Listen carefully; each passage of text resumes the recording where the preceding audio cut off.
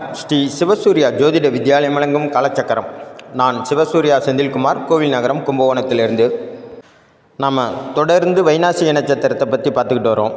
அந்த வகையில் இந்த பதிவில் நம்ம பார்க்க இருப்பது அவிட்ட நட்சத்திரமும் அதற்கான வைநாசிக நட்சத்திரத்தின் நட்சத்திர பாதத்தையும் பார்க்க போகிறோம். ஏன் நட்சத்திர பாதம்னு குறிப்பிட்டு சொல்கிறேன் அப்படின்னா, எந்த மூல நூல்கள்லேயும் இந்த நட்சத்திரத்துக்கு இத்தனாவது நட்சத்திரம் வைநாசிக நட்சத்திரமாக செயல்படும் அப்படின்னு போடலை. இந்த நட்சத்திர பாதத்துக்கு 88வது நட்சத்திர பாதம் வைநாசிக நட்சத்திர பாதமாக செயல்படும் அப்படின்னு தான் போட்டிருக்க தவிர, ஜென்ம நட்சத்திரத்திலேருந்து 22வது நட்சத்திரம் முழுவதும் வைநாசிக நட்சத்திர பாதமாக செயல்படும். அதாவது 4 பாதமும் வைநாசிக நட்சத்திரமாக தான் செயல்படும் அப்படின்னு போடலை. மூல நூட்களில் என்ன சொல்லப்பட்டிருக்கு அப்படின்னு பார்த்தீங்கன்னா, உங்கள் ஜென்ம நட்சத்திரத்தில், அதாவது உங்கள் ஜென்ம நட்சத்திரத்திலேருந்து எண்ணி வரும் 88வது நட்சத்திர பாதமே வைநாசிக நட்சத்திர பாதமாக செயல்படும் அப்படின்னு போட்டிருக்கும். அப்படின்னா என்ன அர்த்தம்னு பார்த்தீங்கன்னா, உங்கள் ஜென்ம நட்சத்திரம் அவிட்டம் 1ஆம் பாதம் அப்படின்னா உங்களுக்கு அனுசம் 4ஆம் பாதம் வைநாசிக நட்சத்திர பாதமாக செயல்படும். அதாவது உங்கள் ஜென்ம நட்சத்திரம் அவிட்ட நட்சத்திரம், அதிலேருந்து எண்ணி வரும் 22வது நட்சத்திரம் தான் இந்த அனுச நட்சத்திரம். அந்த அனுச நட்சத்திரத்தின் கடைசி பாதம், அதாவது அனுச நட்சத்திரத்தின் 4ஆம் பாதம் உங்களுக்கு வைநாசிக நட்சத்திரமாக செயல்படும். இன்னும் துல்லியமாக நீங்கள் கணக்கெடுக்கணும் அப்படின்னு பார்த்தீங்கன்னா, அனுச நட்சத்திரம் அப்படிங்கிறது இந்த அவிட்ட நட்சத்திரத்துக்கு 22வது நட்சத்திரம். இப்போது இந்த அவிட்டம் 1ஆம் பாதத்தில் பிறந்தவங்களுக்கு தான் அனுசம் 4ஆம் பாதம் வைநாசிக நட்சத்திரமாக செயல்படும். அவிட்டம் 2ஆம் பாதம் 3ஆம் பாதம் 4ஆம் பாதம் பிறந்தவர்களுக்கு நம்ம எப்படி கணக்கெடுக்கிறது? அது எந்த நட்சத்திரம் வைநாசிக நட்சத்திரமாக செயல்படும் அப்படின்னு பார்க்கணும்ல. ஏன்னா மூல நூட்களில் என்ன சொல்லிட்டாங்க, 88வது நட்சத்திர பாதம் தான் உங்களுக்கு வைநாசிக நட்சத்திரமாக செயல்படும் அப்படின்ட்டாங்க. அப்போ நம்ம இதை ரொம்ப டீப்பாக உற்று நோக்கி கணக்கெடுக்கணும். அப்படி பார்க்கையில் இந்த அவிட்டம் 1ஆம் பாதத்தில் பிறந்தவங்களுக்கு தான் 22வது நட்சத்திரமான அனுசம் 4ஆம் பாதம் வைநாசிக நட்சத்திரமாக வரும். அப்போ அவிட்டம் 2ஆம் பாதத்தில் பிறந்தவங்களுக்கு கேட்டை 1ஆம் பாதமும், அவிட்டம் 3ஆம் பாதத்தில் பிறந்தவங்களுக்கு கேட்டை 2ஆம் பாதமும், அவிட்டம் 3ஆம் பாதத்தில் பிறந்தவங்களுக்கு கேட்டை 4ஆம் பாதமும் வைநாசிக நட்சத்திரமாக செயல்படும். இதுதான் இதனுடைய சாராம்சம். அப்போது நம்ம எந்த நட்சத்திர பாதத்தில் பிறந்திருக்கோமோ அந்த பாதத்திலேருந்து 88வது நட்சத்திர பாதத்தை கணக்கெடுத்தோம்னா துல்லியமாக கணக்கெடுத்துடலாம். நம்மளோட வைநாசிக நட்சத்திரம் என்ன, நட்சத்திர அதிபதி யார் அப்படிங்கிறத. அப்படி பார்க்கையில் இந்த அவிட்ட நட்சத்திரத்தில் பிறந்தவங்களுக்கு பொதுவாக 22வது நட்சத்திரம்னு கணக்கெடுத்தோம்னா அனுச நட்சத்திரம். அனுச நட்சத்திரத்தின் 4ஆம் பாதம் வைநாசிக நட்சத்திரமாக செயல்படும். அப்போது நம்ம கொடுக்கக்கூடிய இந்த பரிகார கோவிலை நீங்கள் எப்படி தேர்ந்தெடுக்கணும் அப்படின்னு பார்த்தீங்கன்னா, அவிட்டம் 1ஆம் பாதத்தில் பிறந்தவங்க பொதுவாக ஜென்ரலாக போயிருங்க இந்த கோயிலுக்கு. நம்ம இந்த அனுச நட்சத்திரத்துக்கு, ஏன்னா அனுச நட்சத்திரம் தான் நமக்கு 22வது நட்சத்திரமாக வந்துருச்சு. அதனுடைய 4ஆம் பாதம் தான் நமக்கு வைநாசிக நட்சத்திரமாக செயல்பட போகுது. அதனால் நம்மளுடைய மன திருப்திக்காக ஒரு முறை இந்த கோயிலுக்கு போயிருங்க. யாரெல்லாம் போகணும்? அவிட்ட நட்சத்திரத்தில் பிறந்தவர்கள்லாம் நம்ம பரிகாரம் கொடுக்குற இந்த அனுச நட்சத்திரத்துக்கான கோவிலை கொடுக்குறோம் இல்லையா, அந்த கோயிலுக்கு ஒரு முறை போயிருங்க. ஆனால் உங்களுக்கு அதில் ஒரு திருப்தி இல்லை அப்படின்னா, உண்மையிலே நம்ம கணக்கெடுக்கிறபடி 88வது நட்சத்திர பாதத்தை கணக்கெடுத்து அந்த கோயிலுக்கு போகணும் அப்படின்னா, கேட்டை நட்சத்திரத்துக்கு பரிகார கோயில் கொடுக்குறோம் இல்லையா, அதை போய் பாருங்கள். நம்ம பதிவில் கேட்டை நட்சத்திரத்துக்கான பரிகார கோவில் கொடுத்துருப்போம். அந்த பரிகார கோயிலுக்கு ஒரு முறை போயிட்டு வந்துடுங்க. ஏன்னா இது ஒரு குழப்படியான கால்குலேஷன் தான். ஏன்னா மூல நூட்கள்லாம் எதுலேயுமே 22வது நட்சத்திரம் வைநாசிக நட்சத்திரம்னு சொல்லலை. எல்லா மூல நூட்கள்லேயும் 88வது நட்சத்திர பாதம் தான் வைநாசிக நட்சத்திரமாக இருக்கும் அப்படின்னு. அதை நம்ம பிறந்த நட்சத்திரத்திலேருந்து கணக்கெடுத்தோம்னா 22வது நட்சத்திரமாக முடியும். இது 88வது நட்சத்திர பாதம். அதனால் அப்படி சொல்லிட்டாங்க. இப்போ நம்ம மன திருப்திக்காக 22வது நட்சத்திர பாதத்துக்கு ஒரு முறை போயிட்டு வந்துடுவோம். அது இல்லாமல் அடிஷ்னலாக வாய்ப்பு இருந்தால் அடுத்த நட்சத்திரம், அதாவது கேட்டை நட்சத்திரத்துக்கான கோவில் கொடுக்குறோம் இல்லையா, அதுக்கு ஒரு முறை போயிட்டு வந்தால் ரொம்ப சிறந்த பலனை கிடைக்கும், பலன்களை அனுபவிக்க முடியும் அப்படிங்கிறது என்னோடய ஒப்பீனியன். அதுதான் முறையும் கூட. சரி, நான் இப்போ விஷயத்துக்கு வர்றேன். இந்த அவிட்ட நட்சத்திரத்தில் பிறந்த அனைவருக்குமே, அதாவது சந்திர பகவான் அவிட்ட நட்சத்திரத்தில் பயணிக்கும்போது பிறந்த அனைத்து ஜாதகருக்குமே, அனைத்து உயிரினங்கள், அதாவது ஆணாகட்டும் பெண்ணாகட்டும் அனைத்து ஜாதகருக்குமே அவிட்ட நட்சத்திரத்தில் பிறந்த, அவிட்ட நட்சத்திரத்தை ஜென்ம நட்சத்திரமாய் கொண்டு பிறந்த அனைவருக்குமே அதிலிருந்து எண்ணி வரக்கூடிய 22வது நட்சத்திரத்தின் கடைசி பாதமே வைநாசிக நட்சத்திரமாக உங்களுக்கு செயல்படும்.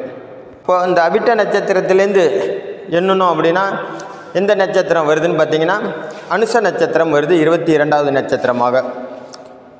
இப்போது இந்த அனுச நட்சத்திரம் யாருடையதுன்னு பார்த்தா, அனுச நட்சத்திரத்தின் அதிபதி யாருன்னு பார்த்தா சனி பகவான்.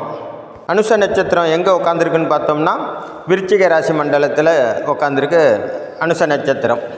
இந்த அவிட்ட நட்சத்திரம் எங்கே உட்காந்துருக்கு அப்படின்னு பார்த்தோம்னா மகர ராசி மண்டலத்துலேயும் உட்காந்துருக்கு, கும்பராசி மண்டலத்துலேயும் உட்காந்துருக்கு. அப்போ சனி பகவானோட வீட்டில் உட்காந்துருக்காரு செவ்வாயின் நட்சத்திரமான அவிட்ட நட்சத்திரம். இப்போது இதுக்கு பேர் என்ன சொல்லுவாங்கன்னா சார பரிவர்த்தனை.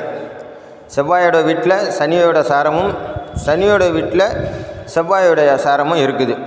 அப்போ இவங்க ரெண்டு பேருமே பொதுவாகவே எதிரும் புதிரும் ஆனவர்கள். எந்த ஒரு விஷயத்துக்குமே ரெண்டு பேருமே ஒத்து போக மாட்டாங்க.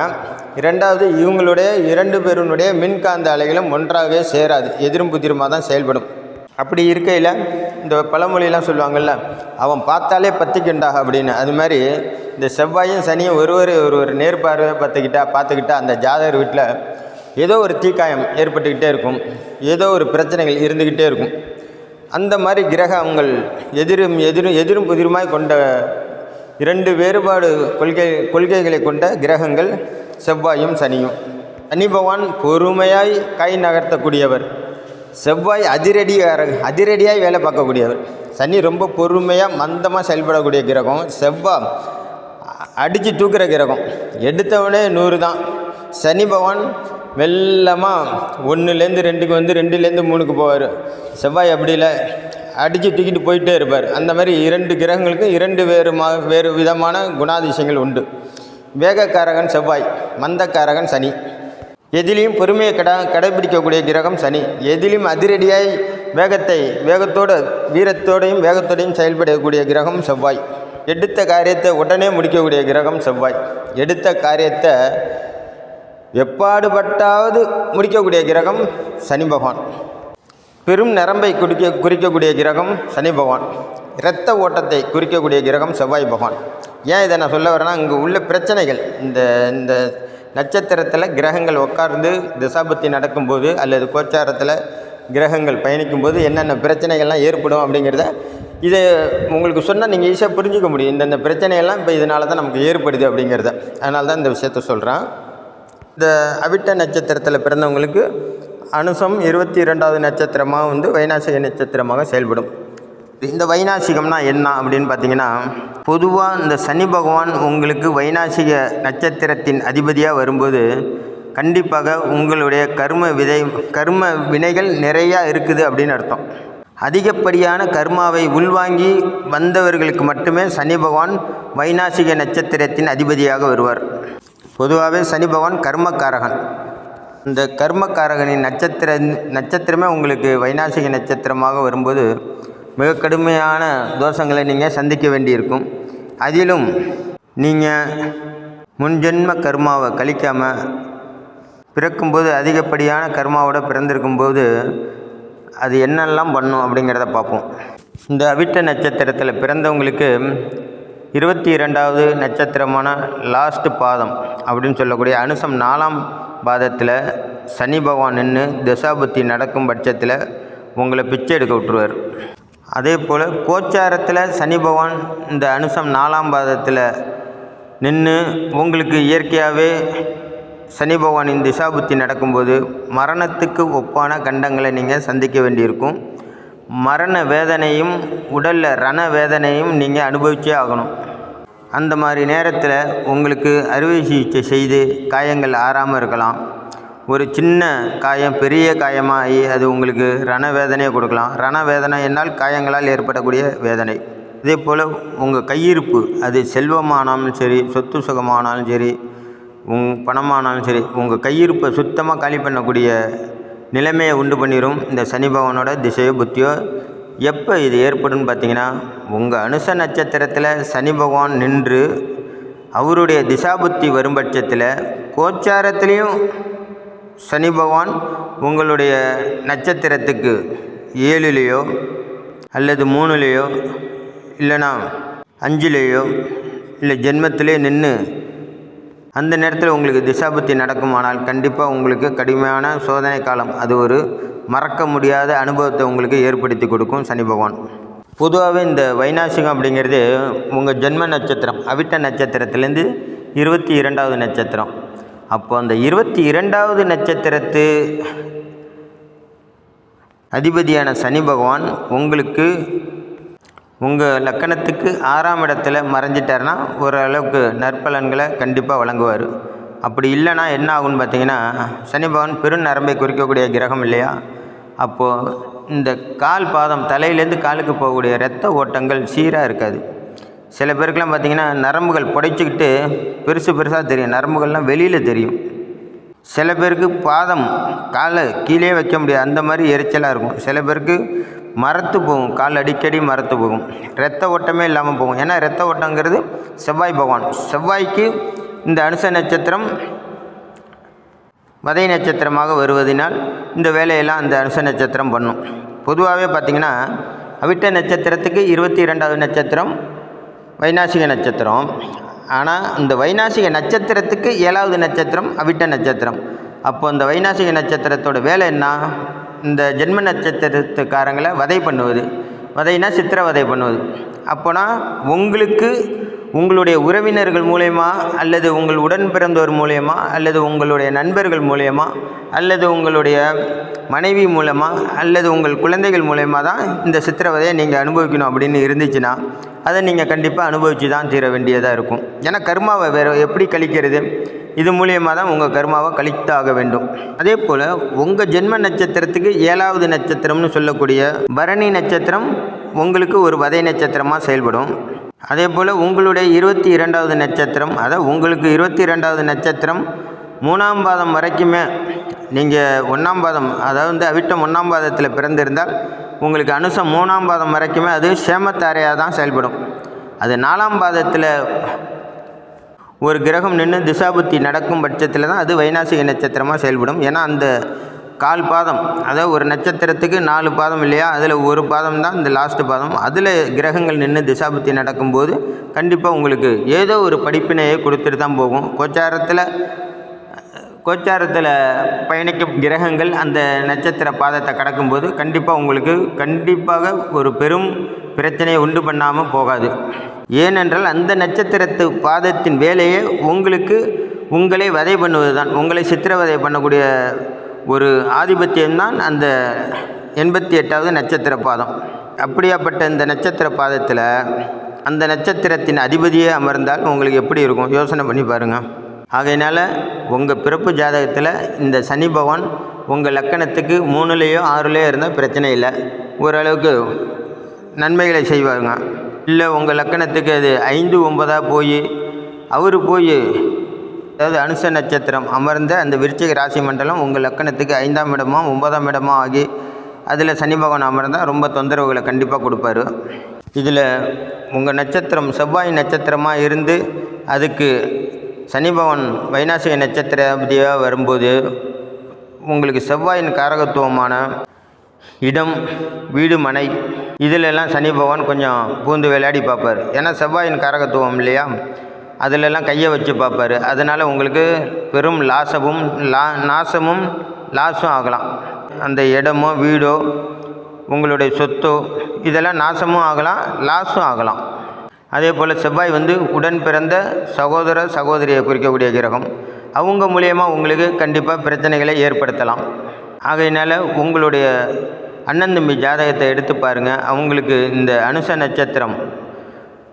நட்சத்திரத்தில் அவங்க பிறந்திருந்தாலோ அல்லது உங்களுடைய சகோதரிகள் அக்கா தங்கச்சி அனுச நட்சத்திரத்தில் பிறந்திருந்தாலோ கண்டிப்பாக அவங்களால உங்களுக்கு பொருள் இழப்பும் பண இழப்பும் ஏற்படும். அவர்களால் உங்களுடைய சொத்துக்கள் வீணாக போகிறதுக்கு வாய்ப்புண்டு. உங்களுக்கு சேரக்கூடிய சொத்துக்களும் அவர்களால் விரயமாகலாம். உங்களுக்கு சேர வேண்டிய பங்கும் அவர்களால் குறையலாம். அதே போல் உங்களுடைய நண்பர்கள் பாருங்கள், உங்களுடைய நண்பர்களை தேர்வு செய்யும்போது அவங்கள்ட்ட ரொம்ப எச்சரிக்கையாக இருங்க. அவங்களோட ஜாதகத்தில் அவங்க இந்த அனுச நட்சத்திரத்தில் பிறந்திருந்தால் அவங்களால கண்டிப்பாக உங்களுக்கு தொந்தரவுகளும் துயரங்களும் ஏற்படுறதுக்கு வாய்ப்புண்டு. இந்த நண்பர்கள் தான் கண்டிப்பாக உங்களை முதுகில் குத்த போகிறாங்கன்றது விஷயம். அதிலே நீங்கள் ஒரு நண்பர்களை வச்சு கூட்டு தொழில் செய்யணும் அப்படின்னு ஒரு முடிவு பண்ணிட்டீங்கன்னா அந்த நண்பரோட ஜாதகத்தை வாங்குங்க. உங்கள் ஜாதகத்தையும் எடுத்துகிட்டு போய் ஒரு நல்ல கற்றறிந்த வித்வான்கிட்ட கொடுங்க. இது நான் கூட்டு தொழில் செய்ய போகிறேன், 2 பேருக்கும் ஒத்து வருமானு கேளுங்க. அவர் பார்ப்பார். பார்த்துட்டு உங்கள் நட்சத்திரத்தையும் அவர் நட்சத்திரத்தையும் பொருத்தி பார்ப்பார். அதில் வைநாசிகம் உங்களுக்கு உங்களோட நண்பர் வைநாசிக நட்சத்திரமாக வந்தாலும் அவருக்கு உங்களுடைய வதை நட்சத்திரமாக வந்தாலும் கண்டிப்பாக ஜோதிடர் ஒத்துக்க மாட்டார். வேணாங்க விட்டுருங்க அப்படிம்பாங்க. அந்த மாதிரி சூழ்நிலை நீங்கள் விட்டுருங்க. இதை நீங்களே பார்க்கணும் அப்படின்னா உங்கள் நட்சத்திரம் இப்போ அவிட்ட நட்சத்திரம்னா உங்களுடைய நண்பர்கள், அதாவது நீங்கள் கூட்டு தொழில் செய்யணுன்னு ஒரு நண்பரை தேர்ந்தெடுத்திருப்பீங்க இல்லையா, அவருடைய ஜாதகத்தில் பாருங்கள். இல்லைனா அவரோட நட்சத்திரம் என்னான்னு கேளுங்க. அவருக்கு அனுச நட்சத்திரம் அப்படின்னா அவர் அவாய்ட் பண்ணிடுங்க. அது உங்களுக்கு நல்லது. உங்கள் உடைமைக்கும் பொருளுக்கும் உங்களுடைய பணத்துக்கும் உங்களுடைய கௌரவத்துக்கும் உங்களோட மரியாதைக்கும் எல்லாத்துக்குமே நல்லது. அவரை நீங்கள் அவாய்ட் பண்ணிடுறது. அந்த மாதிரி அவர் அனுச நட்சத்திரத்தில் பிறந்திருந்தாலும் உடனடியாக அவரை கூப்பிட்டுட்டு போய் ஒரு நல்ல ஹோட்டலில் அறுசுவையான உணவு வாங்கி கொடுங்க. உட்கார வச்சு அவரோட வாடா மாப்பிள்ளை போய் சாப்பிடும் அப்படின்ட்டு அழைச்சிட்டு போய் ஒரு நல்ல ஹோட்டலில் தேர்வு செய்து அவருக்கு உங்களுக்கு எய்த்தாப்பில் 2 பேருமா உட்காந்து அவருக்கு தேவையான நல்ல அறுசுவையான உணவை வாங்கி தர்மம் பண்ணுங்க. ஏன் அப்படின்னா உங்களுடைய நண்பர்கள் உங்களுடைய கூட்டாளிகள் இவர்களுக்கு தான் கண்டிப்பாக அனுச நட்சத்திரத்தில் பிறந்திருப்பாங்க. அவங்க அனுச நட்சத்திரத்தில் பிறந்திருந்தால் கண்டிப்பாக உங்களை வந்து சேருவாங்க. அப்படி அவங்க வந்து சேரும்போது அவங்கள அழைச்சிட்டு போய் ஒரு நல்ல உணவகத்தில் அறுசுவை உணவு வாங்கி கொடுத்து சாப்பாடு போதுமான்ற அளவுக்கு கேளுங்க. அவங்க போதுங்கிற அளவுக்கு சாப்பாடு வாங்கி கொடுங்க. கண்டிப்பாக உங்களுக்கு இந்த வைநாசிக தோஷம் கொஞ்சம் கட்டுப்படாது. பரிகாரங்கள் பண்ணால் கட்டுப்படும். இது கொஞ்சம் மட்டுப்படும்னா குறையும். ஏன்னா அவன் பண்ணக்கூடிய சில துரோகங்கள் இதை நினச்சி வேண்டாம் அப்படின்னு விட்டு விலகிடுவாங்க. அதே போல் தான் உங்களுடைய அவிட்ட நட்சத்திரத்தில் நீங்கள் பிறந்திருந்தால் உங்கள் அப்பாவுக்கோ உங்கள் அம்மாவுக்கோ இந்த அனுச நட்சத்திரம் இருக்குதான்னு பாருங்கள். அதாவது அவங்க ஜென்ம நட்சத்திரம் அனுசமாக இருந்தால் கண்டிப்பாக உங்களுக்கு அவங்களால தொந்தரவுகளும் துயரங்களும் ஏற்படலாம். அவங்களால நிறையா மனவேதனையும் உடல் வேதனையும் பண இழப்பும் ஏற்படுறதுக்கு நிறைய வாய்ப்புகள் இருக்குது.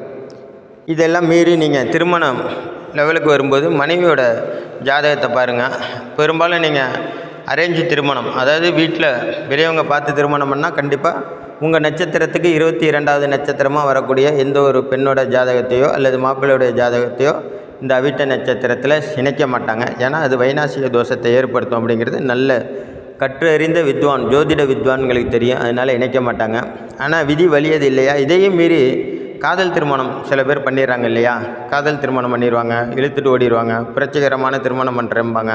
ஜோதிடம் பார்க்காம, ராசி பார்க்காம, நட்சத்திரம் பார்க்காம, ஜாதகம் பார்க்காம எத்தனையோ பேர் கல்யாணம் பண்ணிட்டு உள்ளுக்குள்ளே புழுங்குவாங்க. ஏன் அப்படின்னா எல்லாருமா இந்த காதல் திருமணம் பண்ணுறவங்க நல்லா இருக்காங்கன்னு பார்த்தீங்கன்னா இயற்கையிலே அவங்களுக்கு இந்த ஜாதக அமைப்பு முன் ஜென்ம கர்மாவில் 2 பேரும் தான் கணவன் மனைவியாக வாழணுன்னு தான் வாழ்ந்துருவாங்க. ஆனால் இந்த விதி வலியது இல்லையா, ஒரு மனைவியால் கணவன் துன்பப்படணும் அப்படின்னு விதி நினச்சிருந்துன்னா கண்டிப்பாக உங்களுக்கு திருமணம் காதல் திருமணமாக ஆகி அதுக்கப்புறம் பார்த்தீங்கன்னா உங்கள் நட்சத்திரத்துக்கு 22வது நட்சத்திரத்தில் பொண்ணோ இல்லை பொண்ணோட நட்சத்திரத்துலேருந்து 7வது நட்சத்திர ஆணோ இருப்பாங்க. இப்போ இது என்ன ஆகும் அப்படின்னா திருமணத்துக்கு அப்புறம் ஒருவரை ஒருவர் தாக்கி கொள்ளும் சூழ்நிலையை ஏற்படுத்தும். அது எப்படி தாக்கிப்பாங்க, சில நேரத்தில் வாய் வழியாகவும் தாக்கிப்பாங்க. ஒருத்தர் திட்டிக்கு வருது. சில நேரத்தில் கைகலப்பில் போய் முடியும். புருஷன் பொண்டாட்டி அடிக்கிறது, பொண்டாட்டி புருஷன் அடிக்கிறது, இந்த மாதிரியும் கூட போகும். சில நேரத்தில் ஆயுதங்களால் கூட தாக்கிப்பாங்க. இந்த மாதிரிலாம் பிரச்சனைகள் ஏற்படும். இதெல்லாம் வந்து வெளியில் சொல்ல முடியாது. அவங்க உள்ளுக்குள்ளேயே நினச்சி புழுங்கி ஏன்டா இவரை கல்யாணம் பண்ணோம் அப்படின்னு பொண்ணு அல்லது மாப்பிள்ளையும் நினச்சி இதுவே அவங்களோட மனதையும் உடலையும் பாதிச்சிடும் இல்லையா. இதுவே பெரும் போராட்டத்தை ஏற்படுத்திடும் இல்லையா. இதெல்லாம் வந்து வைநாசிகத்தோட வேலை தான். இந்த மாதிரிலாம் நடந்துச்சு அப்படின்னா இந்த கோயிலுக்கு போய் பரிகாரம் பண்ணிக்கோங்க. நான் சொல்கிற கோயிலுக்கு போங்க, பரிகாரத்தை பண்ணிக்கோங்க. கண்டிப்பாக உங்களுக்கு நிவர்த்தி ஆகிடும். அடுத்து பார்த்தீங்கன்னா உங்கள் குழந்தை செல்வங்களை உங்களுக்கு குழந்தை பிறந்த பிறகு நீங்கள் நற்கர்மாவோட பிறந்திருந்தீங்கன்னா இதோட விட்டுரும். கணவன் மனைவிக்கெலாம் இல்லாமல் நல்லபடியாக உங்கள் வாழ்க்கை சுமத்தாக போகும். இல்லை நீங்கள் என் கர்மாவை இன்னும் கழிக்கலை, கடுமையாக கழித்து தான் ஆகணும்னா உங்கள் குழந்தைங்க கண்டிப்பாக இந்த அனுச நட்சத்திரத்தில் தான் பிறப்பாங்க. ஒரு பொண்ணுக்கு அவிட்ட நட்சத்திரமாக இருந்தாலும், ஒரு கணவனுக்கு மனைவிக்கு அவிட்ட நட்சத்திரமாக இருந்தாலும், கணவனுக்கு அவிட்ட நட்சத்திரமாக இருந்தாலும், அவங்களோட கர்மா நற்கர்மாவாக இருந்து குழந்தைங்களால் அவங்களுக்கு பெரும் புகழும் கிடைக்குன்னா கண்டிப்பாக குழந்தைங்க அனுச நட்சத்திரத்தில் பிறக்க மாட்டாங்க. ஆனால் குழந்தைங்களால் பெரும் துயரத்தையும் துன்பத்தையும் அனுபவிக்கணும் இந்த பெற்றோர்கள் அப்படின்னு இருந்துச்சு, விதியாக இருந்துச்சு அப்படின்னா கண்டிப்பாக அவங்களுக்கு பிறக்கக்கூடிய குழந்தைங்க இந்த அனுச நட்சத்திரத்தில் தான் பிறப்பாங்க. அவங்க பிறந்து வளர வளர உங்களோட வளர்ச்சியை தடை பண்ணுவாங்க. வளர்ச்சினா பொருளாதார வளர்ச்சி, வேலைவாய்ப்பு, எல்லா விஷயத்துலையும் உங்களுக்கு தடையை ஏற்படுத்துவாங்க. அவங்க வளர வளர அவங்களால உங்களுக்கு பெரும் மனநோய் கூட ஏற்படலாம். பெரிய பெரிய தொந்தரவுகள் அவங்களால உங்களுக்கு ஏற்படக்கூடும். அவங்க உங்கள் சொல் பேச்சை கேட்க மாட்டாங்க. உங்களுக்கு எதிராக எப்படியெல்லாம் செயல்படலாமோ அப்படியெல்லாம் செயல்படுவாங்க. ஒரு கட்டத்தில் நம்ம பிள்ளையா இல்லை எதிரியா அப்படின்னு நீங்கள் நினைக்கிற அளவுக்கு கூட அவங்களோட செயல்பாடுகள் இருக்கும். இது கூட நீங்கள் சமாளிச்சிடலாம். ஏன்னா அவங்களுக்கு அனுச நட்சத்திரத்தில் சந்திரன் பயணிக்கும் போது குழந்தை பிறந்தால் அது ஜென்ம நட்சத்திரம் அனுசமாக இருக்கும். இதே அனுச நட்சத்திரத்தில் லக்கண புள்ளி விழுந்துருச்சு அப்படின்னா அவங்கள நீங்கள் சமாளிக்கிறது ரொம்ப கடுமையான கஷ்டமாக இருக்கும். அவங்க எது செஞ்சாலும் அது உங்களை பாதிக்கிற மாதிரியே தான் இருக்கும். அவங்க செய்கிற செயல் எல்லாமே உங்களுக்கு எதிராகவும் உங்களை பாதிக்கிற மாதிரி தான் இருக்கும். ஏன்னா லக்கண புள்ளி விழுந்துருச்சு அப்படின்னா அது உயிர், லக்கணம்ங்கிறது உயிர், ராசி அப்படிங்கிறது உடலையும் மனதையும் குறிக்கக்கூடியது. இந்த சந்திர பகவான் அனுச ராசியில் பயணிக்கும்போது குழந்தை பிறந்துருச்சுன்னா சமாளிக்கலாம் நீங்கள். ஆனால் இந்த லக்கண புள்ளி விழுந்துருச்சு அப்படின்னா அதை சமாளிக்கிறது பெரும்பாடாக இருக்கும். அதனால் உங்களுக்கு பெரும் துன்பம், துயரம், வம்பு வழக்கு, தேவையில்லாத பிரச்சனைகள், அலைச்சல்கள் இதெல்லாம் ஏற்படுத்தக்கூடும்.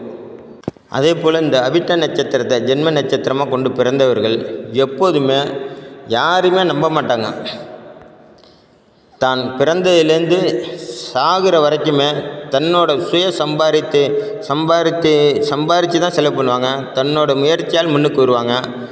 தன்னோட முயற்சியாலேயே தான் அவங்க வாழ்நாள் முழுவதும் தன்னோட வாழ்வாதாரத்தை உயர்த்தி கொள்வாங்க. அவிட்ட நட்சத்திரம் அப்படின்னா யாரையுமே நம்ப மாட்டாங்க, யாருக்காகவும் அடிபணியவும் மாட்டாங்க. அந்த மாதிரி ஒரு நட்சத்திரத்தில் பிறந்தவங்களுக்கு சனி பகவான் அங்கே வைநாசிக நட்சத்திரபதியாக வரும்போது அவங்களோட உடம்பில் சில பிரச்சனைகளை உண்டு பண்ணுவார். அதாவது இரத்த ஓட்டத்தை சீரான அளவுக்கு விட மாட்டார். கோபத்தை உண்டு பண்ணுவார். கோபத்தை உண்டு பண்ணால் தானாகவே அவருக்கு பிபி, ப்ரெஷர்லாம் ஏறிடும். ஏதோ ஒரு வியாதியை உண்டு பண்ணி வச்சுருவார் இந்த வைநாசிக நட்சத்திரத்தில் சனி பகவான் பயணிக்கும்போது. ஆனால் இன்னொரு விஷயம் நல்லா கேட்டுக்கோங்க. இந்த அவிட்ட நட்சத்திரத்தில் பிறந்த ஜாதகர் எல்லோருமே இந்த அனுசத்திலேயோ அவிட்டம் 1ஆம் பாதத்தில் பிறந்திருந்தால் அனுசம் 4ஆம் பாதத்தில் கிரகங்கள் எதுவுமே இல்லை. உங்கள் பிறப்பு ஜாதகத்தில் நீங்கள் பிறக்கும்போது எந்த கிரகமும் இல்லைப்பா, சுத்தமாக இருக்குது, அவிட்ட நட்சத்திரம் முழுவதும் க்ளீனாக இருக்குது, ஆனால் எனக்கு அவிட்ட நட்சத்திரம் அனுச நட்சத்திரத்தில் எந்த கிரகமும் இல்லை, சுத்தமாக இருக்குது அப்படின்னா உங்களுக்கு எந்த தொந்தரவும் கிடையாதுங்க. நீங்கள் நல்ல வாழ்க்கையை, உயர்வான வாழ்க்கையை வாழ பிறந்தவர்கள்னு அர்த்தம். அதே போல் அவிட்டம் 2ஆம் பாதம், 3ஆம் பாதம், 4ஆம் பாதத்தில் பிறந்தவங்களுக்கு கேட்டையில் 1, 2, 3ஆம் பாதத்தில் எந்த கிரகமும் இல்லை அப்படின்னாலும் நீங்கள் வாழ பிறந்தவர். வாழ்வாங்கு வாழ்ந்து மற்றவங்களுக்கு உதவி செய்து நீங்கள் பேரோடும் புகழோடும் சொந்தமாக ஒன்றுமே இல்லாமல் பிறந்திருந்தால் கூட பேரும் புகழையும் சம்பாரித்து சுயமாய் முன்னுக்கு வரக்கூடிய நபராக இருப்பீங்க. ஆனாலும் பெரும் கோபமும் பேரன்பும் கொண்ட மனிதராக இருப்பீங்க. மற்றவங்க நிலையறிந்து உதவி செய்யக்கூடிய மனிதராக இருப்பாங்க இந்த அவிட்ட நட்சத்திரத்தில் பிறந்தவங்க. அதே போல் சில தீய குணங்களும் இருக்கும். அதுக்காக எல்லோரும் முழுவதும் யாருமே 100% உத்தம புத்திரனாக வாழ முடியாது இல்லையா? அதனால் இந்த அவிட்ட நட்சத்திரக்காரங்க சில சூழ்ச்சிகளை கையாண்டாலும் கூட கொஞ்சம் இரக்க மனம் உடையவர்கள். அடுத்தவன்ட்டு போய் கை கட்டி நிற்க மாட்டாங்க.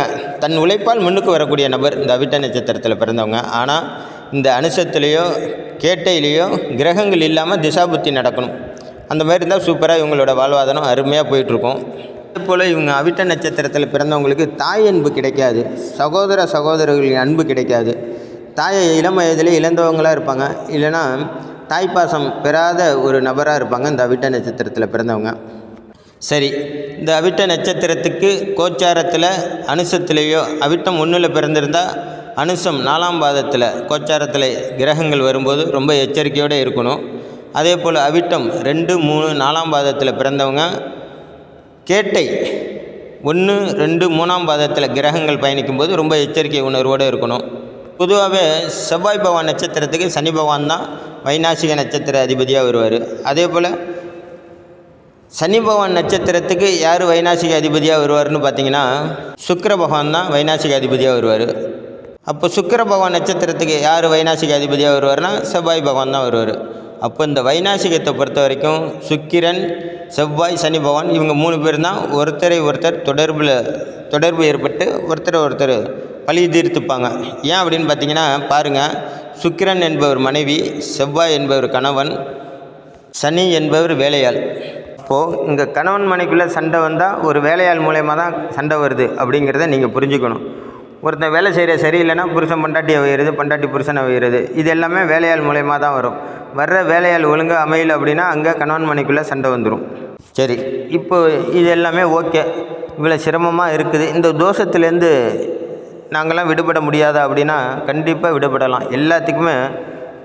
எல்லா தோஷத்துக்கும் பரிகாரம் உண்டு. அது பரிகாரம் அப்படிங்கிறது நம்மளோட தவறை உணர்ந்து தெய்வத்திடம் மன்னிப்பு கேட்பதுக்கு பேர் தான் பரிகாரம்.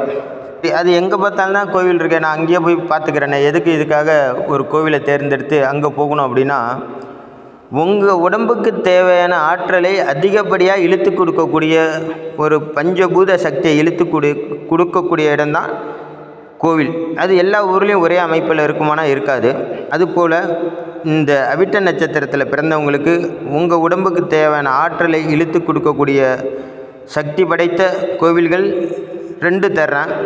உங்கள் ஊருக்கும் பக்கத்தில் எந்த கோவில் இருக்கோ அந்த கோவிலுக்கு போய்ட்டு வாங்க. நான் பொதுவாகவே இந்த வைநாசிக நட்சத்திர கோவில் எல்லோரும் 1 தான் கொடுப்பாங்க. நான் உங்களுக்கு 2 கொடுக்கணும்னு முதலே முடிவு பண்ணேன். அது இது வரைக்கும் 1 தான் கொடுத்துட்டேன். ஆகையினால் அடுத்த கோவிலுக்கு 1 நான் திரும்ப அடுத்த பதிவுலேருந்து தர்றேன். இந்த 27 வைநாசிக நட்சத்திரம் முடிஞ்ச பிறகு திரும்ப அடிஷ்னலாக இன்னொரு கோவிலை நான் தர்றேன். என்ன காரணம்னா உங்கள் ஊருக்கும் பக்கத்தில் எந்த கோவில் இருக்கோ அதை நீங்கள் பயன்படுத்திக்கலாம் அப்படிங்கிறது தான். ஏன்னா சில பேர் இங்கேருந்து திருப்பதி போவாங்க. ஒரு விஷயம் கேளுங்க, இந்த ஸ்ரீகாளஹஸ்தி அப்படிங்கிற கோவிலுக்கு பரிகாரத்துக்காக உங்களுக்கு எழுதி கொடுத்தா, எந்த ஜோதிடராச்சும் எழுதி கொடுத்தா, இந்த திருப்பதியில் உள்ள ஸ்ரீகாளஹஸ்திக்கு போய் நீங்கள் செய்யக்கூடிய பரிகாரத்தை கும்பகோணத்தில் உள்ள ஸ்ரீகாளஹஸ்தி கோயிலுக்கு போய் செஞ்சிடலாம். நீங்கள் கும்பகோணத்தில் மடத்து தெருவில் ஸ்ரீகாளஹஸ்தீஸ்வரர்னு ஒரு கோவில் இருக்குது. அந்த கோவிலில் போய் நீங்கள் திருப்பதியில் செய்யக்கூடிய அதே பரிகாரத்தை இந்த கோவில்லையும் போய் பண்ணிக்கலாம். அதுபோல் கடவுள் ஒரே இடத்துல தான் அந்த கோவிலையும் ஒரே இடத்துல தான் அந்த ஆற்றலையும் வச்சுருப்பாருன்னா அப்படி கிடையாது. கண்டிப்பாக 2 இடங்கள்லேயும் 3 இடங்கள்லேயும் இருக்கும். உதாரணத்துக்கு பார்த்திங்கன்னா, ஒரு டாக்டர் மருத்துவர் முன்னாடிலாம் ஹார்ட் ஆப்ரேஷன் பண்ணுறது அப்படின்னா ரொம்ப சிரமம். எல்லோரும் என்ன பண்ணுவாங்க, ஒன்று சென்னை இல்லை கோவை இப்படி தான் போகிற மாதிரி இருக்கும். அப்போது ஒரே டாக்டர் தான். அப்போ சென்னையில் இப்போ அப்போல்லோ மருத்துவர்னு அப்போல்லோ ஹாஸ்பிட்டலில் சென்னையில் மட்டும்தான் இந்த இருதய ஆப்ரேஷன் நடக்குது அப்படின்னு வச்சுப்போம். ஒரு 25 வருஷத்துக்கு முன்னாடிலாம் சென்னையில் மட்டும்தான் இந்த இதய ஆப்ரேஷன் நடந்துச்சு. அப்போ இதே ஆப்ரேஷன் பண்ணுற டாக்டர் ஒருத்தர் தான், அவர் அப்போலோவில் இருக்கார். அப்போ அவர் என்ன நினைக்கிறாரு, ஒரு இதய நோயாளி இதய நோயோட நம்மளை பார்க்குறதுக்கு வெவ்வேறு ஊர்லேருந்து சென்னைக்கு வர்றாங்க, அவங்களுக்கு எவ்வளோ சிரமம். அதனால் ஒவ்வொரு ஊர்லேயும் நம்ம போய் ஒரு கிளினிக்கை ஓப்பன் பண்ணி அங்கேயே அறுவை சிகிச்சை செஞ்சால் என்ன அப்படிங்கிற ஒரு முடிவு எடுக்கிறாரு. அதன்படி இப்போ பார்த்திங்கன்னா தமிழ்நாடு முழுக்க பெரும் நகரங்கள் திருச்சி, சென்னை, தஞ்சாவூர், கோவை, மதுரை அப்படின்னு ஒவ்வொரு பெரும் நகரங்களில் இருதய அறுவை சிகிச்சை செய்கிறாங்க. அப்போது மனிதர்களுக்கு இந்த எண்ணம் ஏற்பட்டு இப்படி மக்களை துன்புறுத்த வேணாம், அவங்க நம்மளை தேடி ரொம்ப தூரம் வர வேணாம் அப்படின்னு நினச்சி அந்தந்த ஊர்லேயே ஒவ்வொரு ஆஸ்பத்திரியை தேர்வு செய்து அறுவை சிகிச்சை மையம் ஏற்படுத்தி அந்த டாக்டர் நேரடியாக இந்த ஆஸ்பத்திரிக்கு வந்து பேஷண்ட்டுக்கு அறுவை சிகிச்சை பண்ணுறாரு. நல்லா பார்த்துக்கோங்க, முன்னாடி பேஷண்ட்டு இப்போ திருச்சியிலேருந்து சென்னை போகணும், ஆனால் இப்போது சென்னையிலேருந்து அதே டாக்டர் திருச்சியில் வந்து ஒரு ஆஸ்பத்திரியை தேர்வு செய்து அதில் பேஷண்ட் அட்மிஷன் பண்ணி அறுவை சிகிச்சை செய்கிறாரு. அப்போ மனிதர்களுக்கு இந்த குணாதிசயம் இருக்கும்போது கடவுள்களுக்கு இந்த குணம் வராமலாக போயிடும். அதனால் கடவுள்கள் ஒவ்வொரு ஊர்லேயும் அதற்கான கோவிலை தேர்வு செய்து வச்சிருக்காங்க. ஆனால் பார்த்திங்கன்னா அதை நம்ம தான் சரியான முறையில் கண்டுபிடிக்க முடியாமல் தடுமாறிட்டு இருக்கோம். அந்த வகையில் பார்த்திங்கன்னா உங்களுக்கு நான் உங்கள் ஊருக்கு அருகில் உள்ள 2 கோவிலை தர்றேன். அது உங்களுக்கு எது பக்கமாக இருக்கோ அந்த கோவிலுக்கு போய்ட்டு வாங்க. அப்படி பார்க்கையில் இந்த அவிட்ட நட்சத்திரத்தில் பிறந்தவங்களுக்கு போக வேண்டிய கோவில்னு பார்த்திங்கன்னா சேரன்மாதேவியில் உள்ள கைலாசநாதர் கோவில் பாருங்கள். அங்கேயும் இது சந்திர பகவானுக்கு பரிகார ஸ்தலம்தான். அந்த கோவிலின் மூலவரின் பேரும் சிவபெருமானின் பேரும் கைலாசநாதர். அதே போல் கும்பகோணம் அருகில் உள்ள திங்களூர் அப்படிங்கிற ஊரில் சிவபெருமானின் இன்னொரு கோவிலான கைலாசநாதர் கோவில், அதாவது இதுவும் சந்திர பரிகார ஸ்தலம்தான். இது திங்களூரில் சந்திரனுக்காகவே இயற்றப்பட்ட ஒரு கோவில், சந்திரனுக்கு பரிகார ஸ்தலமாக மிக சிறப்பாக செயல்படுது. இங்கேயும் அதே தோஷ நிவர்த்தியை நீங்கள் பண்ணிக்கலாம். அப்போது சேரன்மாதேவியில் உள்ள கைலாசநாதர் கோவிலுக்கு அங்கே உள்ளவங்க போங்க. உங்களுக்கு இது பக்கமாக இருந்தால், அதாவது திங்களூர் பக்கமாக இருந்தால் திங்களூரில் உள்ள கைலாசநாதர் கோவிலுக்கு போய்க்கோங்க. சரி, நீங்கள் எப்படி போகணும் அப்படின்னு பார்த்தீங்கன்னா, உங்கள் வீட்டிலேருந்து பரிகாரத்துக்காக கிளம்பும்போது நான் சொல்கிறது எல்லாமே இந்த அவிட்ட நட்சத்திரத்தில் பிறந்தவங்களுக்கு அவிட்ட நட்சத்திரத்தை அன்றைக்கி போகக்கூடாது. உங்களுக்கு வைநாசிக நட்சத்திரமாக எந்த நட்சத்திரம் செயல்படுதோ அந்த நட்சத்திரத்தை அன்றைக்கி தான் நீங்கள் கோயிலுக்கு கிளம்பணும். அப்படி பார்க்கையில் நீங்கள் அனுச நட்சத்திரம் என்றைக்கு வருதுன்னு காலண்டரில் பாருங்கள், அந்த தேதியை குறித்து வச்சுக்கோங்க. அது எந்த கிழமையில் வந்தாலும் பிரச்சனை இல்லை. இந்த அனுச நட்சத்திரம் அன்றைக்கி கிளம்புங்க. நீங்கள் வீட்டை விட்டு கிளம்பும்போது உங்கள் ஊருக்கு அருகில் குலதெய்வம் இருந்தால், உங்களோட குலதெய்வம் இருந்தால் போய் வணங்கிட்டு நீங்கள் நான் அந்த மாதிரி பரிகாரத்துக்கு போகிறேன், என்னோடய பரிகாரம் நல்லா சக்ஸஸ்ஃபுல்லாக நடக்கணும் அப்படின்ற மாதிரி ஒரு பிரார்த்தனை வச்சு உங்கள் பேரில் ஒரு அர்ச்சனை பண்ணிக்கோங்க. நல்லா கவனிக்கங்க. ஒவ்வொரு முறையும் இந்த ஐயப்பன் கோயிலுக்கு போகிறவங்க அவங்களுடைய குருமார்கள் முதல்ல குலதெய்வம் கோயிலுக்கு போயிட்டு வந்த பிறகு தான் ஐயப்பன் கோயிலுக்கு அனுமதி கொடுப்பாங்க போக சொல்லி. அதே போல் தான், ஏன்னா நீங்கள் எந்த கோவிலுக்கு போனாலும் அந்த கோவிலில் கிடைக்கக்கூடிய ஆற்றலும் அனுமதியும் உங்களுக்கு வேணும்னா முதல்ல உங்கள் குலதெய்வத்தின் அனுமதி உங்களுக்கு வேணும். அதனால் குலதெய்வத்திட்ட போய் உங்களோட பேரை சொல்லி ஒரு அர்ச்சனை பண்ணிக்கோங்க. அவங்கள்ட்ட நல்லா பிரார்த்தனை பண்ணிக்கோங்க. நான் பரிகாரத்துக்காக நான் இந்த கைலாசநாதர் கோயிலுக்கு போகிறேன், எனக்கு முழு அனுகிரகம் கிடைக்கணும், நீங்களே என் கூடயே வந்து எனக்கு என்னோடய பாவத்தையும் தோஷத்தையும் நீக்கணும், நீங்கள் முன்னாடி வந்து என் குலதெய்வமே எனக்கு முன்னாடி நீங்கள் போய் என்னுடைய தோஷத்தை நிவர்த்தி பண்ணுறதுக்கு ஆசீர்வதிங்க அப்படின்னு வேண்டிக்கோங்க. இப்படி குலதெய்வம் கோயிலுக்கு போக முடியல, ரொம்ப தூரத்தில் இருக்குது அப்படின்னா ஒன்றும் பிரச்சனை இல்லை. உங்கள் வீட்டிலே உங்கள் பூஜை அறையில் ஒரு தாம்பலத்தை, பித்தளை தாம்பலத்தை எடுங்க, அதை நல்லா கழுவிட்டு அதில் ஒரு காமாட்சி அம்மன் விளக்கை ஏற்றுங்க. நல்லெண்ணெய் விட்டு 2 தீபம், 2 திரியால், அதை பஞ்சு திரியும் தாமரை தண்டு திரிநூலும் வாங்கி அதில் தீபம் ஏற்றுங்க. அந்த தீபச்சுடர் தான் உங்கள் குலதெய்வம். அதுக்கு முன்னாடி ஒரு எலுமிச்சம்பழத்தை அந்த விளக்குக்கும் பக்கத்தில் வைங்க, 2 பத்தியை கொளுத்தி வைங்க. இந்த தீபத்தை ஏற்றின பிறகு அந்த தீபத்தில் வர ஒளிச்சுடர் தான் உங்கள் குலதெய்வம் அப்படிங்கிறத மனசில் ஆவாகனம் பண்ணிவிட்டு உங்கள் குலதெய்வத்தை கோயிலுக்கு போய் எப்படி வேண்டுவீங்களோ அதே மாதிரி இந்த விளக்கு தீபச்சுடரை பார்த்து, உன் குலத்தில் பிறந்துட்டேன், எனக்கு இந்த மாதிரி தோஷங்கள்லாம் இருக்குது, இந்த தோஷம் இருக்கிறனால நான் படாத அவஸ்தைப்பட்டுக்கிட்டு இருக்கேன், இந்த தோஷத்தை நிவர்த்தி பண்ணுறதுக்காக நான் கைலாசநாதர் கோயிலுக்கு போகிறேன், அங்கே உள்ள சிவபெருமானும் அம்பாலும் எனக்கு முழுமையான ஆசீர்வாதத்தை கொடுத்து என்னோடய தோஷத்தை நிவர்த்தி பண்ணணும், அதுக்கு நீங்கள் என் கூடயே வந்து எனக்கு வழித்துணையாக வந்து எனக்கு வழிகாட்டுதலாக இருக்கணும் அப்படிங்கிற மாதிரி ஒரு பிரார்த்தனை வச்சு சாமி கும்பிட்டுட்டு கோவிலுக்கு கிளம்புங்க. இப்போ நீங்கள் போகிறது இந்த கைலாசநாதர் கோயிலுக்கு போகிறது அனுச நட்சத்திரம். அனுச நட்சத்திரத்தின் அதிபதி சனி பகவான். அப்போ நீங்கள் அங்கே என்ன எடுத்துகிட்டு போகணும் அப்படின்னு பார்த்தீங்கன்னா சுத்தமான நல்லெண்ணெய் எடுத்துகிட்டு போகணும். அதே போல் கோவிலுக்கு கிளம்பும்போது எள்ளு அடையும் எள்ளு உருண்டையும் வாங்கிக்கோங்க. ஒரு 11 பேருக்கு கொடுக்குற மாதிரி எள்ளடை, எள்ளு உருண்டை, தொன்னை 11 தொன்னை வாங்கிக்கோங்க. இதை வாங்கிட்டு கோவிலுக்கு போங்க. போகிறதுக்கு முன்னாடியே சுத்தமான அகல் விளக்கு, மண்ணால் செய்யப்பட்ட அகல் விளக்கு எத்தனை வாங்கணும்னு பார்த்தீங்கன்னா, இந்த அவிட்ட நட்சத்திரத்தின் அதிபதி செவ்வாய், அவருடைய திசை 7. அப்போது 7 ப்ளஸ் இந்த அனுச நட்சத்திரத்தின் அதிபதி சனி பகவான், அவருடைய திசை 19. 19 + 7 26. 26 புது அகல் விளக்கு வாங்கிக்கோங்க. அதுக்கு தேவையான சுத்தமான நல்லெண்ணெய் வாங்கிக்கோங்க. கோவிலுக்கு போங்க. நீங்கள் கோவிலுக்கு போகிற நேரம் அனுச நட்சத்திரத்தின் 4ஆம் பாதம் இருந்துச்சுன்னா ரொம்ப சிறப்பு. அப்படி இல்லைனாலும் பரவாயில்ல, இந்த அனுச நட்சத்திரத்தை அன்றைக்கி போயிருங்க. ஏன்னா பெரும்பாலும் அனுச நட்சத்திரத்தின் 4ஆம் பாதம் எல்லாருக்கும் அமையாது. அதுக்காக நம்ம வெயிட் பண்ண வேணாம். நீங்கள் அனுச நட்சத்திரம் எப்போ வந்தாலும், அதாவது கோச்சாரத்தில் சந்திர பகவான் அனுச நட்சத்திரத்தில் பயணிக்கும் போது நீங்கள் கிளம்பி கோயிலுக்கு போய் இந்த தீபத்தை ஏற்றுங்க. நல்லெண்ணெய் தீபம் போட்டு 26 அகல் விளக்கை ஏற்றுங்க. ஏற்றிட்டு அதுக்கு உதிரி பூக்களால் அர்ச்சனை பண்ணுங்கள். அர்ச்சனை பண்ணிவிட்டு, ஏன்னா இந்த தீபச்சுடர் எல்லாமே மகாலட்சுமியின் சொரூபம், அதனால் அதுக்கு உதிரி பூக்களை வாங்கி அர்ச்சனை பண்ணிவிட்டு சிவபெருமானுக்கு அம்பாளுக்கு 2 மாலை வாங்கிட்டு போங்க. இந்த மாலை எதுக்குன்னா, பெரியவங்களை பார்த்தா மாலை மரியாதை போடணும் அப்படின்னு சொல்லுவாங்க இல்லையா, உங்களோட எதிரி எவ்வளோ பெரிய எதிரியாக இருந்தாலும் ஒரு கூட்டத்தில் ஒரு எதிரியை நீங்கள் பார்க்குறீங்க, அவருக்கு ஒரு மாலையை போட்டு ஒரு சால்வையை போட்டிங்கன்னா எவ்வளோ சந்தோஷப்படுவார் தெரியுமா? உங்கள் மேலே உள்ள கோபங்கள்லாம் போயிடும்.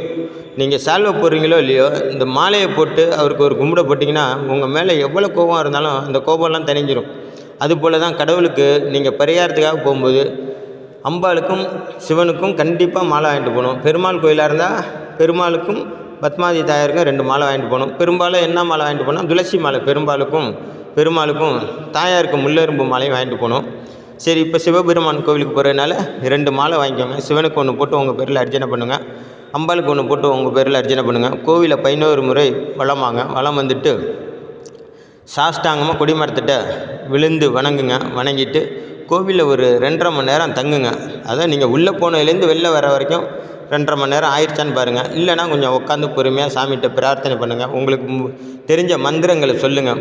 சிவபெருமானுக்கு எய்த்தாப்பில் உட்காந்து 2.5 மணி நேரம் ஆயிடுச்சு அப்படின்னா அப்போ கோவிலை விட்டு வெளில வரும்போது இந்த எள்ளு உருண்டையும் வாங்கிட்டு போனீங்க இல்லையா, இதை தொன்னையில் வச்சு 11 பேருக்கு அதை பிரசாதமாக கொடுங்க, கோயில் உள்ளவங்களுக்கு. ஏன்னா இது கோவிலில் உள்ளவங்களுக்கு கொடுக்கக்கூடிய பிரசாதம். நீங்கள் ஒவ்வொரு பதிவிலும் பாருங்கள், இந்த தொன்னையில் வச்சு கொடுக்குறது எல்லாமே கோயில் உள்ள பக்தர்களுக்கு கொடுக்கணும். ஆகையினால தான் இந்த தொன்னையில் வச்சு கொடுக்க சொல்கிறேன். இந்த மாதிரி தொன்னையில் வச்சு அவங்க உள்ளவங்களுக்கு கொடுங்க. கொடுத்துட்டு கொடிமரத்திட்ட சாஷ்டாங்கமாக விழுந்து வணங்கிட்டு வெளியில் வாங்க. ஒரு 11 பேருக்கு அன்னதானம் பண்ணுங்க. வயிறார 11 பேருக்கு சாப்பாடு வாங்கி கொடுங்க. வாட்டர் பாட்டில் வாங்கி கொடுங்க. வாட்டர் பாட்டிலும் சாப்பாடும் வாங்கி கொடுங்க. நீங்கள் கோவிலை விட்டு வெளில வந்தோன்னே அவங்க வெளியில் உட்காந்துருக்கவங்களுக்கு தான் சாப்பாடு வாங்கி கொடுக்கணும் அப்படிங்கிறது கட்டாயம் கிடையாது. நீங்கள் கோவில்லேருந்து வீட்டுக்கு போகிறதுக்குள்ளே யாருக்கு வேணாலும் வாங்கி தரலாம். என்ன காரணம் அப்படின்னு பார்த்தீங்கன்னா, ஒவ்வொரு கோவில்லையும் இந்த மத்தியான நேரத்தில் அன்னதானம்னு ஒன்று போடுறாங்க. அதனால் அவங்க ஃபுல்லாக சாப்பிட்டுட்டு வெளியில் உட்காந்துருக்கும்போது அவங்களுக்கு நீங்கள் அந்த சாப்பாட்டை கொடுத்தா அதற்கான பலனை நீங்கள் அனுபவிக்க முடியாது. அதனால் நல்ல பசியோடு இருக்கிறவங்களுக்கு இதை கொடுத்தீங்கன்னா 100% உங்களோட தோஷம் நிவர்த்தி ஆகும். அவங்க நல்ல பசியோடு இருக்கும் பட்சத்தில் இந்த சாப்பாடை சாப்பிடும்போது அவங்களோட வயிறு நிறைஞ்ச வேத்துக்கு மனசு நிறைஞ்சிரும். ஒரு மனுஷனுக்கு ரொம்ப பசியில் இருக்கிறவனுக்கு மனசு சஞ்சலப்பட்டுக்கிட்டே இருக்கும். அந்த நேரத்தில் நீங்கள் சாப்பாட்டை கொடுத்தீங்கன்னா அவன் சாப்பிட்ட வேத்துக்கு கொஞ்சம் நஞ்சம் இருக்கிற அந்த இடைவெளிக்கு ஃபுல்லாக யாருக்கும் குறை இருக்காது. நீங்கள் வாங்கி கொடுக்குற சாப்பாடு அப்படியே கொஞ்சோண்டு அவனுக்கு பசிக்கிற மாதிரி இருந்தால் நீங்கள் வாங்கி கொடுக்குற இந்த வாட்டர் பாட்டிலில் உள்ள தண்ணியை குடித்தாருன்னா வயிறு ஃபுல்லாக நிறைஞ்சோன்னா தானாகவே மனசு நிறைஞ்சிரும். மனசு நிறைஞ்சவுடனே அவர் வாய் வாழ்த்ததோ இல்லையோ, சாப்பிட்ட உள்ளே போன வயிறு வாழ்த்தும். நீங்கள் நல்லா இருக்கணும், அப்பா புண்ணியமாக சாப்பாடு வாங்கி கொடுத்தாருப்பா, திருப்தியாக இருக்குது, நல்ல தூக்கம் வருது அப்படின்னு அவன் மனசார நினச்சி உங்களை வாழ்த்துவான். இந்த வாழ்த்துக்கள் உங்களை வாழையடி வாழையாக வாழ வைக்கும். அதே போல் ஒருத்த மனசு எப்போ நிறையும் அப்படிங்கன்னா, நீங்கள் என்ன தான் பணம் காசு கொடுத்தாலும் அது நிறையவே நிறையாது. இன்னும் கொஞ்சம் கொடுத்துருக்கலாமே, இன்னும் கொஞ்சம் வாங்கியிருக்கலாமே நம்ம அப்படின்ற ஒரு எண்ணம் இருந்துக்கிட்டே இருக்கும். ஆனால் நீங்கள் இந்த உணவை பரிகாரமாக நீங்கள் தானமாக கொடுக்கும்போது அவன் வயிறு நிறைஞ்ச வேத்துக்கு மனசு நிறைஞ்சிரும். மனசு நிறைஞ்ச வேத்துக்கு எந்த எண்ணமும் அவனுக்கு தோணாது, படுத்துருவான். எந்த எண்ணமும் தோணாது, நல்ல பெருமூச்சு விட்டு படுத்துருவான். அது உங்களை அனைத்து தோஷத்தையும் உங்கள் மேலே உள்ள அனைத்து கர்மாவையும் கழிக்க செய்யும். பொதுவாகவே நீங்கள் எந்த அளவுக்கு தர்மம் செய்கிறீங்களோ அந்த அளவுக்கு உங்களுடைய கர்மம் குறையும். கர்மம் அப்படின்னா என்ன அப்படின்னு பார்த்தீங்கன்னா, தேவையில்லாத பிரச்சனைகளுக்காக செலவு பண்ணுறது, தேவையில்லாத விஷயங்களுக்காக உங்கள் கையிருப்பு காலியாகிறது, இதெல்லாம் வைநாசகம். வைநாசிகம்னா உங்கள் கையில் இருக்கிறது காலியாகிறதுக்கு பேர் தான் வைநாசிகம். நாசமாக போகிறது அப்படிங்கிறோம்ல, உன்னோட பொருள்லாம் நாசமாக போகுண்டா அப்படின்னு சாபம் வர்றாங்களே, அந்த மாதிரி உங்களுக்கு உடைமையானது அனைத்தும் உங்களுக்கு ஒட்டாமல் நாசமாக போகிறதுக்கு பேர் தான் வைநாசிகம். அப்போது நீங்கள் எந்த அளவுக்கு தர்மம் பண்ணுறீங்களோ அந்த அளவுக்கு உங்களுடைய கர்மங்கள் குறையும். சரி, அவங்களுக்கு சாப்பாடு கொடுத்துட்டீங்க, அவங்கள்ட்ட ஆசீர்வாதம் வாங்கிட்டீங்க. வீட்டுக்கு போகிறச்ச ஒரு விநாயகர் கோவிலில் போய் நின்று ஒரு தீபத்தை ஏற்றுங்க. விநாயகரை 3 முறை சுற்றி வாங்க. ஒரு நல்ல நெத்துக்காய் வாங்கி உங்கள் தலையை 3 சுற்றி விநாயகருக்கு போட்டு உடைச்சிருங்க. இதுக்கு பேர் செதறி தேங்காய். இந்த தேங்காய் உடைக்கும்போது தேங்காய் சில்லாக போயிடணும். அப்படி போகும் பட்சத்தில் உங்களுடைய வைநாசிக தோஷமும் சில்லாக போயிடும். இந்த வைநாசிக தோஷம் இருக்கும்போது உங்களை வளரவே விடாது. உங்களுடைய காசெல்லாம், கையிருப்பு எல்லாம், உங்களோட சொத்து சுகம் எல்லாம் விரயமாக போகும். விரயம்னா உங்களுக்கு பிரயோஜனம் இல்லாமல் செலவாகும். அதனால் இதுக்கப்புறம் இந்த பரிகாரம் பண்ணிட்டீங்கன்னா இதெல்லாம் நல்ல விஷயத்துக்காக செலவாகும், பொன்பொருள் சேர்க்கை உண்டாகும். சரி, இதை முடிச்சுட்டு நீங்கள் வீட்டுக்கு போகிறீங்க. வீட்டுக்கு போனோன்னே உங்கள் குலதெய்வத்தை நினச்சி தீபம் ஏற்றுனீங்க இல்லையா, அது எரியுதான்னு பாருங்கள். இல்லைனா திரும்ப எண்ணெய் விட்டு திருநீல் போட்டு தீபத்தை ஏற்றுங்க. 2 பத்தியை கொளுத்தி வைங்க. அம்மா தாயே, நான் போயிட்டு வந்துட்டேன், என் கூடயே வந்து எனக்கு ஆசீர்வாதத்துக்கும் என்னை வழி நடத்தி என்னோடய தோஷத்தெல்லாம் நிவர்த்தி பண்ணதுக்கும் ரொம்ப நன்றி தாயே அப்படின்னு அவங்களுக்கு சாஷ்டாங்கமாக ஒரு நன்றியை கூறி வீட்டில் அந்த விளக்குக்கு நேராக விழுந்து வணங்கிக்கிட்டு குலதெய்வத்தை நினச்சி விழுந்து வணங்கிட்டு துணுரை பூசிக்கிட்டு இந்த எலுமிச்சம்பழம் இருக்குது இல்லையா, ராஜக்கண்ணின்னு சொன்னேன் இல்லையா, அந்த எலுமிச்சம்பழத்தை கட் பண்ணி ஜூஸ் போட்டு முதல்ல இந்த பரிகாரத்துக்கு போனவங்க குடிங்க. அதுக்கப்புறம் வீட்டில் உள்ளவங்க எல்லோரும் குடிங்க. இந்த தோலை கொண்டு போய் கால்படாத இடத்துல போட்டுருங்க. இதுக்கப்புறம் பாருங்கள், உங்களுடைய கர்ம வினைகள் அனைத்தும் களையப்பட்டிருக்கும். எப்போலேருந்து ஒரு 2 மாதம், பொதுவாக 48 நாள் கணக்கு, 2 மாதம் பொறுமையாக இருந்து பாருங்கள். கண்டிப்பாக உங்களுடைய இந்த வைநாசிக தோஷத்தால் தோஷம் நீங்கி நல்ல சுபிட்சமான மகிழ்ச்சியான வாழ்க்கையை உங்களால் உணர முடியும். நீங்கள் இது வரைக்கும் நம்ம சேனலை சப்ஸ்கிரைப் பண்ணாமல் பார்த்தீங்கன்னா தயவுசெய்து சப்ஸ்கிரைப் பண்ணி பாருங்கள். அதே போல் உங்களுக்கு இந்த பதிவு பிடிச்சிருந்துன்னா மற்றவங்களும் ஷேர் பண்ணுங்கள். நன்றி, வணக்கம். நல்லதே நடக்கும்.